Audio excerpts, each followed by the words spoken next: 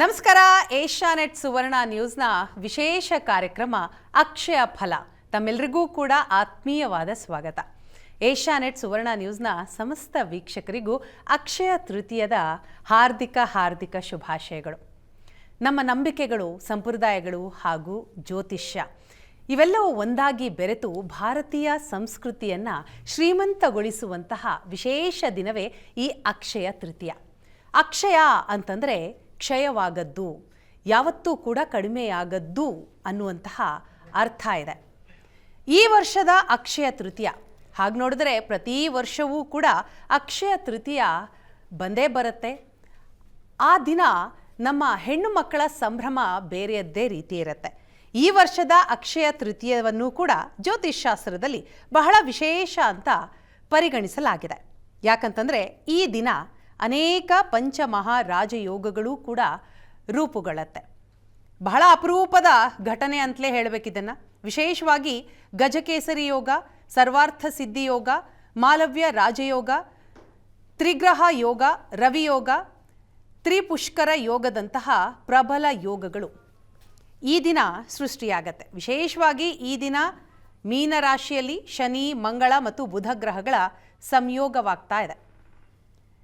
ಇದರ ಪರಿಣಾಮ ಜೀವನದಲ್ಲಿ ಸಂಪತ್ತು ಸಂಗ್ರಹವಾಗತ್ತೆ, ಪ್ರಗತಿಗೆ ಅನೇಕ ಅವಕಾಶಗಳು ತೆರೆದುಕೊಳ್ಳುತ್ತೆ ಅಂತಲೂ ಕೂಡ ಹೇಳಲಾಗ್ತಾ ಇದೆ. ಅಕ್ಷಯ ತೃತೀಯ ದಿನ ಬಂಗಾರ, ಚಿನ್ನ ಖರೀದಿ ಮಾಡಬೇಕು ಅನ್ನುವಂತಹ ನಂಬಿಕೆ ಕೆಲ ವರ್ಷಗಳಿಂದ ಬಂದುಬಿಟ್ಟಿದೆ. ಚಿನ್ನ ಖರೀದಿ ಮಾಡಿದ್ರೆ ಲಕ್ಷ್ಮಿಯ ಕೃಪೆಗೆ ನಾವೆಲ್ಲರೂ ಕೂಡ ಪಾತ್ರರಾಗ್ತೀವಿ ಅನ್ನುವಂತಹ ನಂಬಿಕೆ.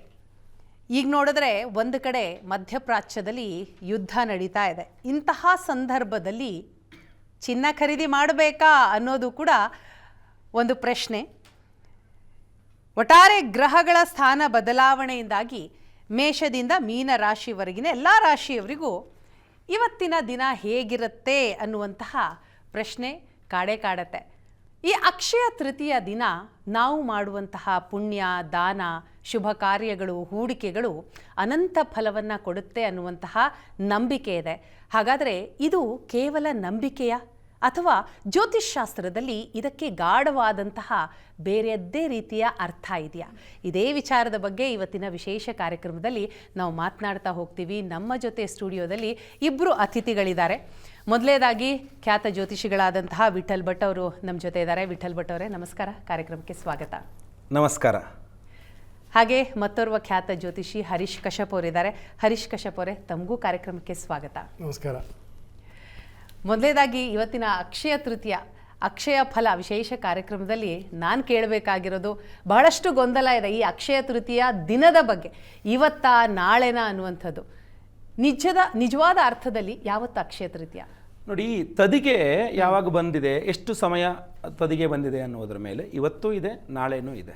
ಇವತ್ತು ಬೆಳಗ್ಗೆ ಒಂದು 10 ಗಂಟೆಯಿಂದ ಆಚೆಗೆ ತದಿಗೆ ಶುರುವಾಗಿದ್ದು ನಾಳೆ ಬೆಳಗ್ಗೆ ಒಂದು 7:30-8 ಗಂಟೆ ತನಕನೂ ಸಹ ತದಿಗೆ ಇದೆ. ಪಂಚಾಂಗದ ವ್ಯತ್ಯಾಸಗಳಲ್ಲಿ ಕೆಲವರು 9:30 10 ಹೇಳ್ಬೋದು, ಕೆಲವರು 7 ಗಂಟೆಗೆ ಮುಗಿತು ಅನ್ಬೋದು, 7:30 ಅನ್ಬೋದು. ಬಟ್ ನಾಳೆ ಬೆಳಗ್ಗೆ 7:30 ತನಕನೂ ಅಂತೂ ಖಂಡಿತವಾಗಿಯೂ ಇದೆ ತದಿಗೆ ಅನ್ನತಕ್ಕಂಥದ್ದು.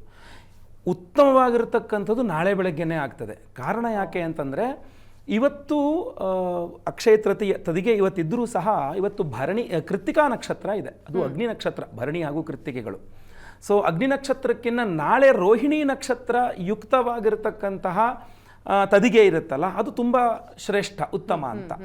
ಬಟ್ ನಿಮಗೆ 7:30 ಅಷ್ಟಲ್ಲೆಲ್ಲ ಅಂದರೆ 7:30 ಒಳಗೇನು ಖರೀದಿ ಮಾಡ್ಲಿಕ್ಕೆ ಆಗಲ್ಲ ಇತ್ಯಾದಿಗಳು ಅಂತ ಕೆಲವರಿಗೆ ಅನಿಸ್ಬೋದು. ಬಟ್ ಉತ್ತಮ ನಾಳೆ ಬೆಳಗ್ಗೆ 7:30 ಒಳಗೆ, ಅದು ಬಹಳ ಶ್ರೇಷ್ಠ. ಇವತ್ತಿನ ಈ ಕೃತ್ತಿಕಾ ನಕ್ಷತ್ರ ಮುಗಿಬೇಕು, ಇವತ್ತು ರಾತ್ರಿ ಆಗಿಬಿಡುತ್ತೆ ಕೃತ್ತಿಕಾ ಮುಗಿಯೋಷ್ಟರಲ್ಲಿ. ಸೊ ಅದರಿಂದ ನಾಳೆ ಬೆಳಗ್ಗೆ 7:30 ಅದು ನಿಜವಾಗೂ ಅಕ್ಷಯ ತದಿಗೆ ಅಂತ ನಾವು ಬಳಸಲಿಕ್ಕೆ ತುಂಬ ಯೋಗ್ಯವಾದಂತಹ ದಿನ ನಾಳೆ. ಎರಡನೇದಾಗಿ ಅಕ್ಷಯ ತದಿಗೆ ಅಂದ ತಕ್ಷಣ ಬಂಗಾರದ ಖರೀದಿ ಅನ್ನುವಂಥದ್ದು ಇತ್ತೀಚೆಗೆ ನಾವು ಮಾಡ್ಕೊಂಡಿದ್ದು. ಅಕ್ಷಯವಾಗಬೇಕು, ನಮ್ಮ ಪುಣ್ಯ ಅಕ್ಷಯವಾಗಬೇಕು ಅನ್ನುವಂಥದ್ದು ಮೂಲ ಉದ್ದೇಶ. ನಾವು ಗ್ರಹಣದ ಸಮಯದಲ್ಲಿ ಈ ಮಾತಲ್ಲಿ ಬರ್ತದೆ. ಅಂದರೆ ಯಾಕೆ ಗ್ರಹಣದ ಸಮಯದಲ್ಲಿ ಜಪ ಮಾಡಬೇಕು ಅಂದರೆ, ಈ ಸಮಯದಲ್ಲಿ ಮಾಡಿದ ಜಪ 10-100 ಪಟ್ಟಷ್ಟು ಫಲವನ್ನು ಕೊಡ್ತದೆ. ನೀನು ಕೊಟ್ಟಿದ್ದು ₹1 ಆದರೂ ನಿಮ್ಗೆ ₹10 ಕೊಟ್ಟು ಪುಣ್ಯ ಬರ್ತದೆ ಅಂತಂದಾಗ ಆ ಗ್ರಹಣ ಬಹಳ ಶ್ರೇಷ್ಠ ಸಮಯ ಅಂತ. ಅದೇ ಥರ ಈ ಅಕ್ಷಯ ಹೆಸರೇ ಸೂಚಿಸುವಂತೆ ಕ್ಷಯವಿಲ್ಲದ, ನಾಶವಿಲ್ಲದ ಒಂದು ದೀರ್ಘಕಾಲಿಕವಾದ ಅತ್ಯುತ್ತಮ ಪುಣ್ಯವನ್ನು ಈ ಅಕ್ಷಯ ತೃತೀಯ ಕೊಡ್ತದೆ. ಆದ್ದರಿಂದ ದಾನ ಇದಕ್ಕೆ ಬಹಳ ಶ್ರೇಷ್ಠ ಅಂತ. ಅಂತ.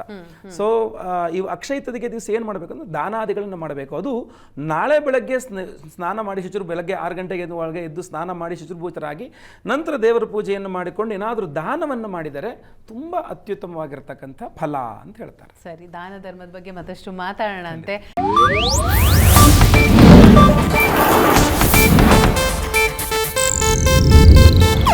ಇದು ಏಷ್ಯಾನೆಟ್ ನ್ಯೂಸ್ ನೆಟ್ವರ್ಕ್ ಪ್ರಸ್ತುತಿ.